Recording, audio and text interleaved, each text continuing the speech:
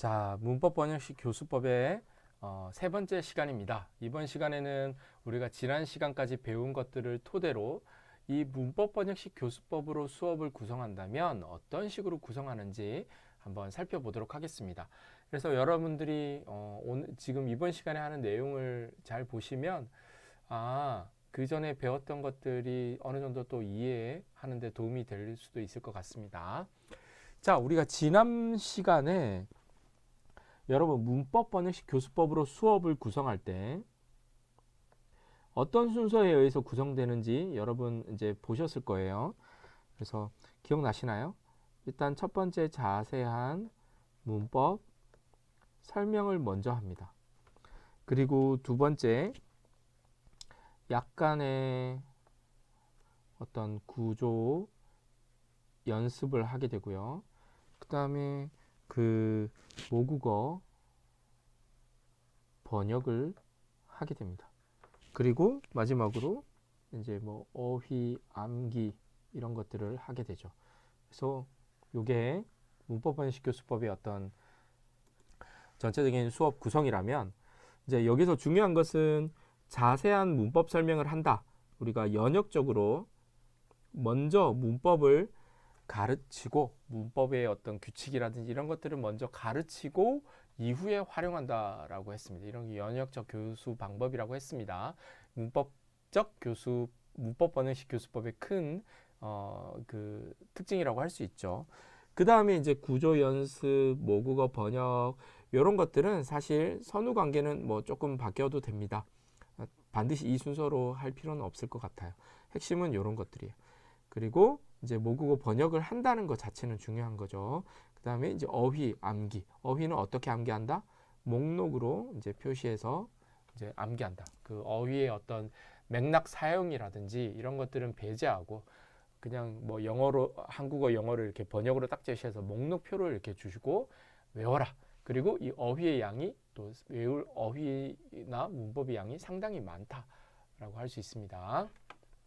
자, 그러면 우리가 우리 교재에 나와 있는 책에 나와 있는 교환을 토대로 이 문법 번역식 교수법 어떻게 구현되고 있는지 한번 살펴보도록 하죠. 자, 첫 번째 이게 조사 오늘 수업에서는 조사 L을 가르칠 거다. 그리고 영어를 모국어라 하는 학습자에게 이제 가르칠 거다라고 한다면 이제 영어를 이제 사용하겠죠. 교사는 당연히. 자, 첫 번째는 뭐죠? 우리 자세한 문법 설명, 연역적으로 문법을 설명해야 됩니다. 그렇죠? 그래서 애의 어떤 의미를 영어로, 그렇죠? 중요한 건 영어죠. 한국어가 아니라 학습자의 모국어로 가르쳐야 된다는 것. 그래서 먼저 연역적으로 문법의 규칙을 먼저 가르친다는 것 중요합니다. 그래서 한국어 애 같은 경우에 영어로 어떨 때는 in, 어떨 때는 on, 어떨 때는 at, to, per 이렇게 사용된다고 우리가 가르칩니다. 문법 규칙을 가르쳤어요. 자, 그 다음에 이제 번역 예문을 줍니다. 그래서 쭉 주고, 자, 이 경우에 in이지만 영어로는 한국어로는 에러 쓰고요. on이지만 한국어로 에러 쓰고, at이지만 한국어로 에러 쓰고, to지만 한국어로 에러 쓰고, per이지만 한국어로 에러 쓴다. 그래서 애 쓰임이 상당히 많죠. 근데 이런 것들을 먼저 애가 어떻게 쓰인다라는 걸 얘기하고 번역을 중심으로 가르치는 거. 이런 것들이 이제 문법 번역식 교수법이고 최근의 교수법들 뭐 의사소통식 교수법이나 과제 중심 교수법 같은 경우에는 먼저 애를 가르치는 게 아니라 먼저 이런 어떤 실제 맥락 상황을 먼저 주고 그것들 속에서 이제 애가 사용되는 것들을 가르칩니다. 그리고 그렇게 실제 사용되는 맥락을 줄 때에도 여러분 여기에서 여기 in으로 쓰일 때 n과 애와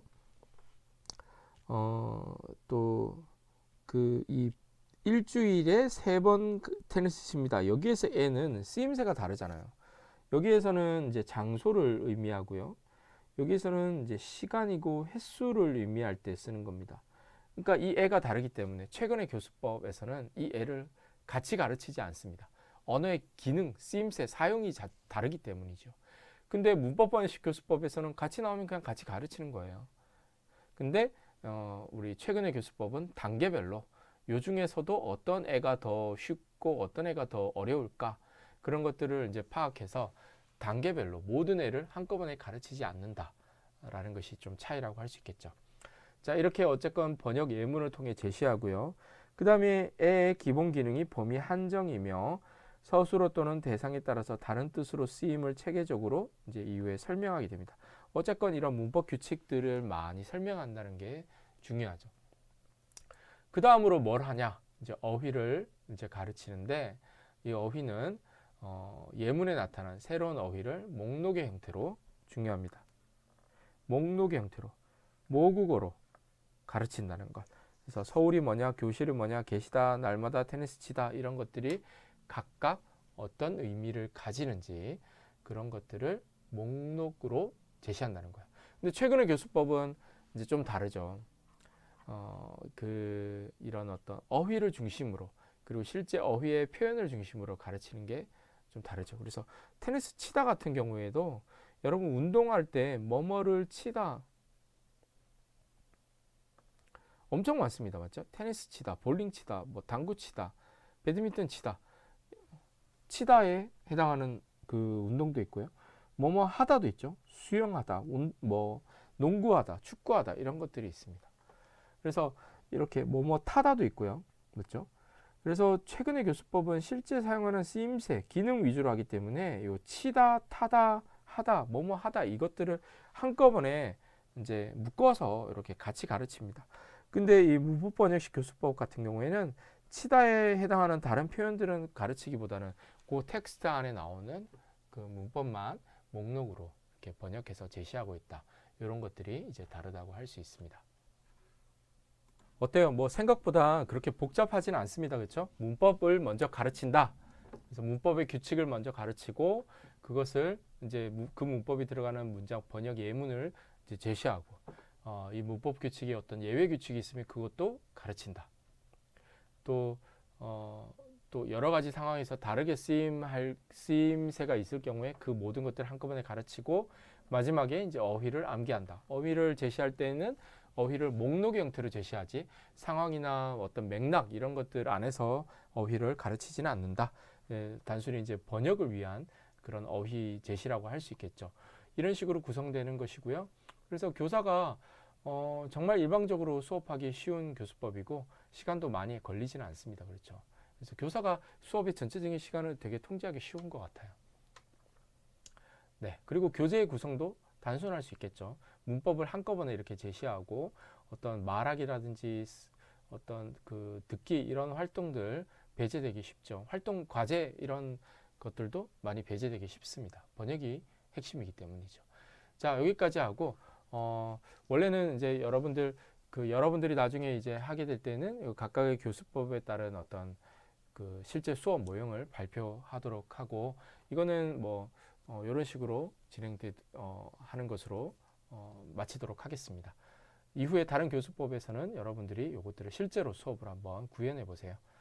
자, 긴 시간 이 문법 번역식 교수법에 대해서 우리가 알아보았습니다. 자, 기타 이 수업에 대한 질문이 있을 경우에는 여러분이 제가 안내한 방식으로 또 다양하게 질문 또 의견을 주시면 제가 성실하게 답변해 드리도록 하겠습니다. 고생하셨습니다.